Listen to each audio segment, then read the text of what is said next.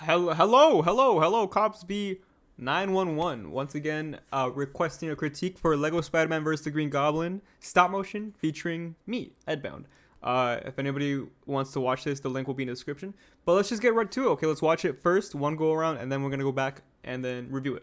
So let's do this. This is a reaction channel now. Punisher is dead. Well, not necessarily dead. Stay alert! Oh, hey, buddy. I think you got a little something on your shoulder. Let me get that for you. That's me. Nice webs. Hey, you alright? Yeah, thanks to you. You're welcome. But, anyway, I better get going. Bye. Finally, some peace and quiet. Ooh, a text from Jonah, my boss. Well, I remember doing these lines. better get over there now. Hey, what's up, Mr. Jameson? Don't WhatsApp me, Parker. You're late. But you messaged me 10 minutes ago. Not you. Your deadlines for your photos. We had to drop the casting story, and we need the webhead for the backup. I, forgot my camera. I'll be right back. Well, I hope there's something going on today, or I'm not going to be making rent. Well, boys, we better get out of here before the spider shows up. Crime doesn't pay, but stopping it does. Oh damn, he just stopped that with his hand. Now these babies back to Jameson. Okay, cool picture-in-picture there. What photos you asked for, sir? You're too late. We ran the morning edition with some of your old photos from last month. They got stuck in the shredder, so I'm billing you for that.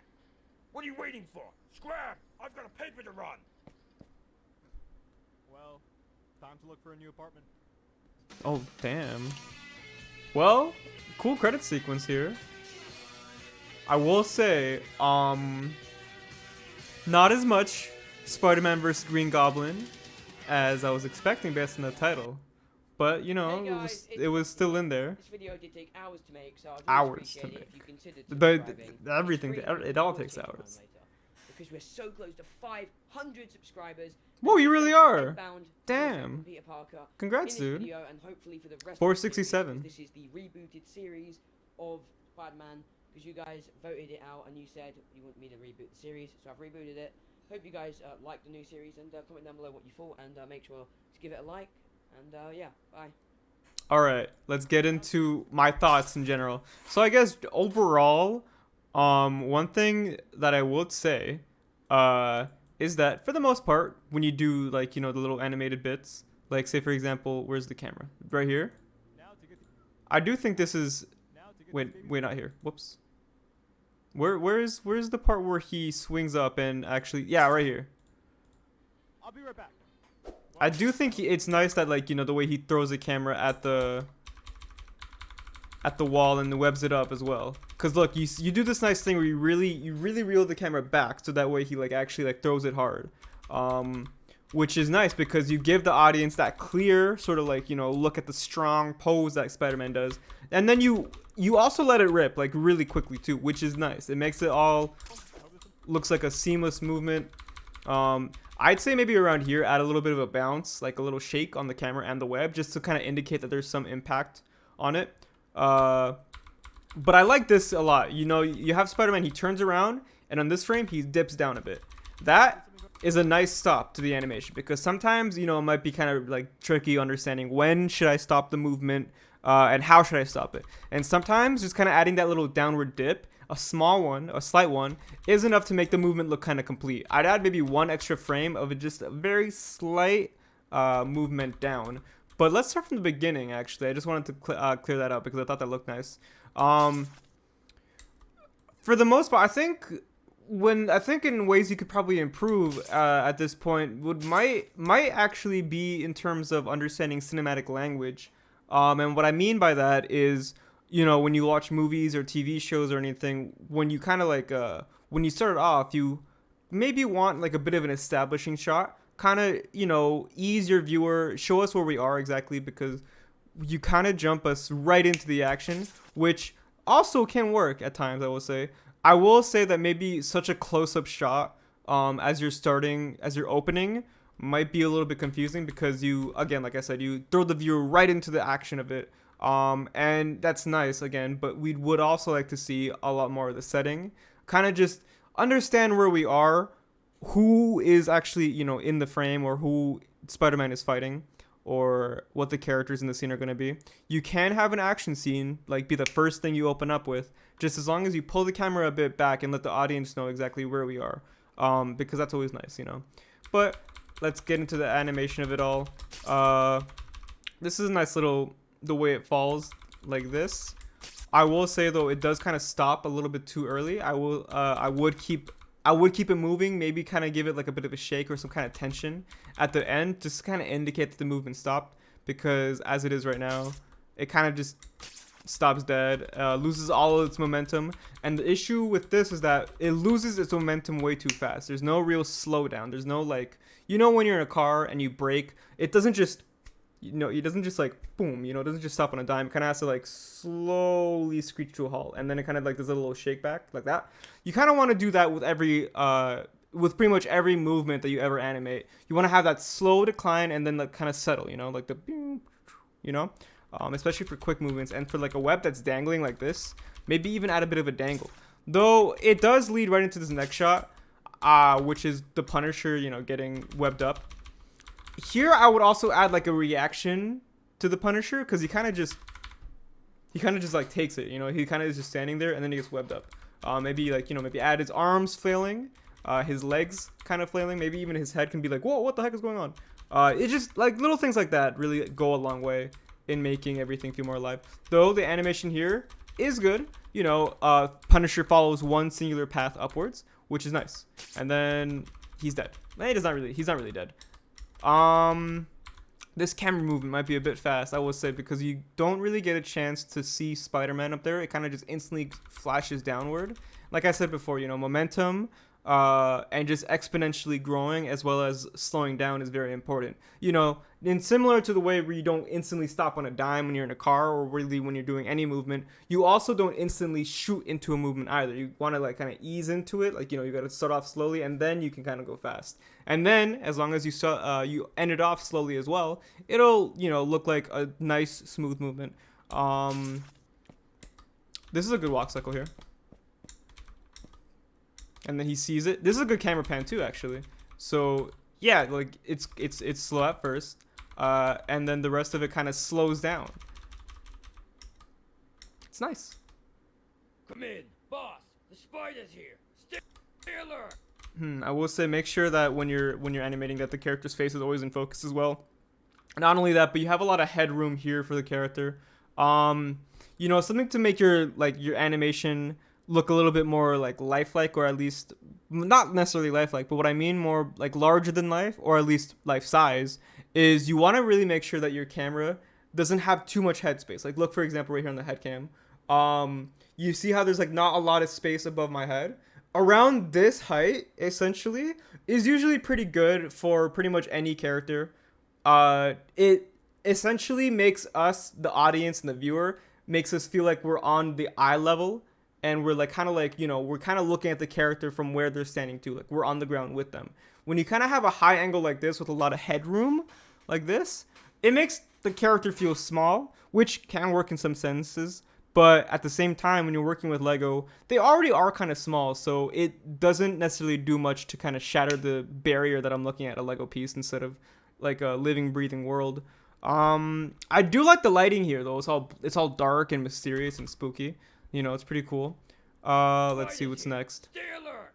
I will also say that when you're like, you know, when you have your characters talking in animation, I think it's really important that you're also keeping them moving most of the time. I think that's probably one of my biggest flaws that I could find with this video, is that Not you. You're there too is a lot of standing and talking, which, you know, when it comes to animation in general, one thing that you really want to keep a focus on is constantly having something going on for the audience to latch onto visually, whether that be just like a character walking around the office, or like, you know, like doing this, or like looking up. Little things like that while they're talking not only enhances the voice actor's acting, but it also is something that's visually nice for the viewer to actually watch. As it stands right now, it can kind of be, you can kind of maybe lose an audience by just having them stand still and having the voice acting do all the work. Unless the voice acting is like something crazy. But honestly, I don't think there's many voice actors out there who could really make a standing still image like really pop. Yeah, Anyways, back to this area Hey, buddy, I thought you got a little something of the on your shoulder. video. Hey, buddy, I thought you... I like how you did the little tap here, because that, again, it's like little things like this, okay? It's like little things like this where you got, you know, characters really being characterized. They're like characterization. I don't know what other word to use. Character. But, you know, he taps him on the shoulder. It kind of tells us something about Spider-Man himself, doesn't it? Is my mic too loud? I hope not. It like, you know, he's like being kind of like a nuisance, or even being kind of like a jokester or whatever. got a little something on your shoulder. Let me get that. I will say, let's see if we can go by this animation frame by Hey, frame buddy, I thought you... and see what to call out. So here you have Spider-Man shift all the way back here, and then he inches forward again. Now this is where you can go wrong in a walk cycle, because this one frame where he shifts forward, as you can see, his head is now ahead of where it was in the previous frame. When he's walking backwards, you want to make sure that this head is constantly moving backwards in every single frame. This one frame that tilts forward, disrupts that flow. But here is good. You know, here where like he does this little shimmy backwards, and then when the movement actually stops is when you can actually kind of push him forward again, because that indicates that, you know, he has stepped and he's kind of just gaining his balance on his step. You know, it's kind of stuff like that. Spiders here. Stay alert. Oh, hey, buddy, I thought you got a little something... Oh, hey, The movement on this goon, I think, could be a bit better too. So you start off pretty strong, honestly. Here is nice, but then he instantly stops here. You can see that there's not much of a difference in these 4 frames here, or is it 3? Let's see, 1, 2, 3, 4. Yeah, and even here at this point, because the movement slows down clearly, you don't move him as much on this frame as you do in this frame, between these 2 frames. There's a big difference in these 2 frames, and there's not that big of a difference in these 2 frames. Now, when you do something like this, you indicate to the audience that the character is about to stop moving, because his movement is slowing down. That means he's coming to a stop. But then here, when you sharply accelerate that, and then you don't move him at all again, that can lead to some kind of like, you know, it kind of makes him look like he's teleporting a bit. It can be a bit jarring. something on your shoulder. Let me get that for you. Nice punch. Also nice sound effect. Honestly, just a pretty well paced like voice line and then action sequence. Nice. That's just funny. The speed of this punch is good because it really works well with the comedic timing, which is important. Although I will say one thing, honestly, when you play it all back, because it's like it looks like it's at 60 frames per second, meaning that each one of these frames is only, wait a second, has that, it's been like that every single, yo, you're working at 24 frames per second or 30 frames per second. Either way, you're doing a lot of work. Wow. Because every single time I press this frame forward button, the frame changes, which tells me that you're working at a high frame rate. Spiders here. Which is, I recommend 15 frames per second, honestly. Although it's true that pretty much only Lego animators really do 15. It's a nice frame rate to use. But if you're happy with this, you're doing stuff with it too. This punch works well in the current frame rate, but it wouldn't work in 15 frames, I don't think. I wonder what this is. This masking you done here. Again, you would like your characters maybe in focus. Not a bad camera angle though. Maybe I'd put it again a bit lower. Just once again, remember the headspace. You don't want to have too much like room above your character's head. At the same time, you also don't want to be cutting them off. Like say for example, if you cut off my forehead like this, then you would suddenly feel like the scene is claustrophobic. You want to be like, oh my god, I gotta be able to get out of here. It's too tight. So you want to make sure the headspace between the top of the character's head and the top of the frame is at a nice even level that makes your audience feel like they're actually looking at that character in their eyes from their eye level on the ground level, as if we're all existing in the same world. Okay, let's look at that again. Not a bad yoinks him, although he does kind of just really quickly teleport up to the web. The web doesn't actually even touch him here. And again, remember your focus. You gotta have the characters in focus. If they're important, you gotta make sure you're focusing on them. He puts him down. I'd suggest maybe having some more movement in the goons. Really good landing here, actually. Look, check this out. You see, you give him that kind of that impact. You know, he has to bend down, and then he has to re-get up, and that takes some strength, and you show that strength by having these intervals very small. You see the movement? The gap in these movements are pretty small, which indicates that whatever he just did had some actual weight and an impact on his body. And that is what we're looking for in animation, you know? We're really trying to sell that sort of physics, that momentum. Hey, you alright? Yeah, thanks to you. You're welcome. I will say again, with the standing still and talking, this can really definitely be a hindrance to what you're making. It can really make it feel like everything comes to a standstill, and it can also even make your audience not really care as much about what the characters are saying if they're not really acting it out, because it makes it seem like what they're saying isn't important. But this is a good web shot. Check this out. I like the way you unfurl it here, and then he zips out. Anyway, I better get going. Bye. This character here definitely does not have enough frames of movement. This is not a bad opening, but it's only 3 frames of movement, and you really can't get something that looks like natural and real in 3 frames. You might want to go for more like 6 or 7. And again, a lot of those frames are really just, you know, easing in and then easing out.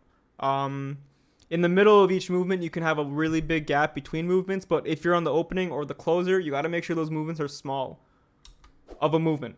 Finally, some peace and quiet. I like this shot. Jonah, my boss. And I like this here because now he's actually moving. He's actually, like, you know, he's acting. It really feels like more of like a like what he's doing. Like it has some weight to it. Whatever it is, I better get over there now. This is a little bit strange. Where does that web come from? It doesn't look like it's coming from his Whatever hand. it is, I better get over there now. Oh, it's because you masked it. I wonder what this masking's about. Not a bad swing right there. Good way to transition from one scene to the next is, of course, like I said earlier, the establishing shot. My bad. You have this daily bugle. We now know where we are, which is important. That is cinematic language. You know, you have a shot of the building we're in, and the audience now knows where we are. I will say that this shot maybe goes by a bit fast. You can't really get too much detail when you zoom in onto that floor.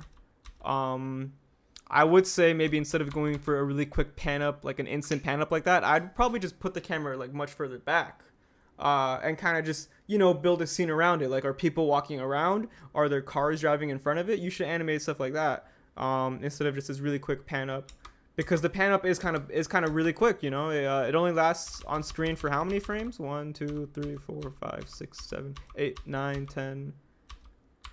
That is 10 frames. That the audience has to understand where we are, and 10 frames is about, well, I think on YouTube 30 frames a second, right? So you give your audience 1/3 of a second to kind of make sure they know where we are, which honestly for most people is a little bit too fast. In fact, I think pretty much for everybody is a bit too fast. 10 frames is really quick.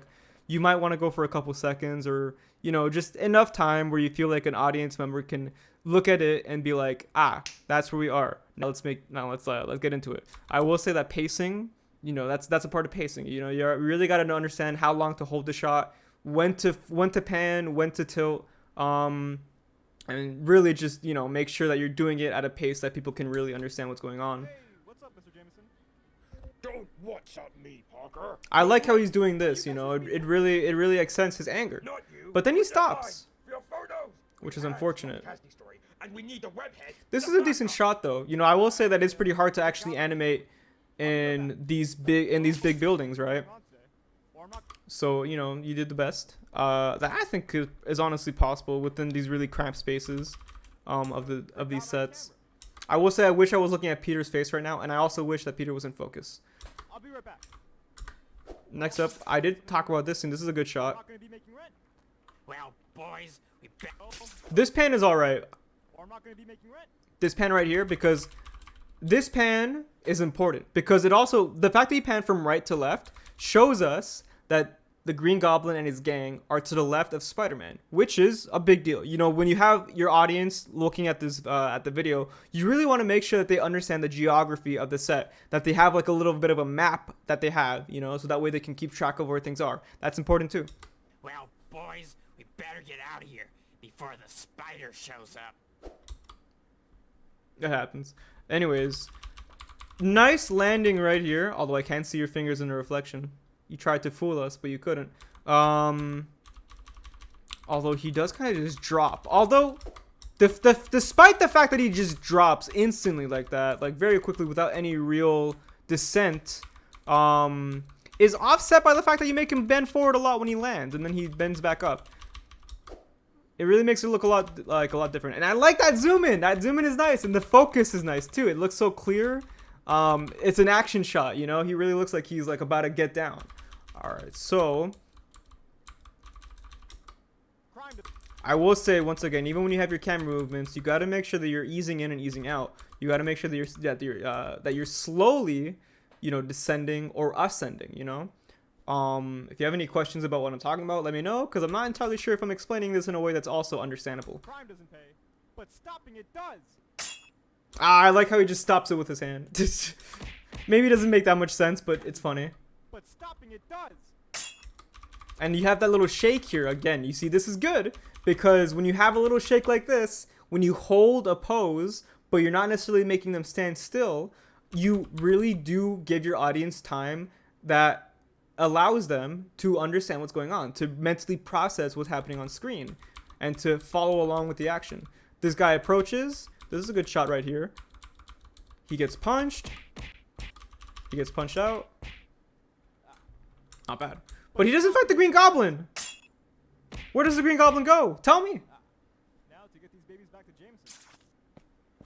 You didn't finish the scene. I need to know. This is a little strange.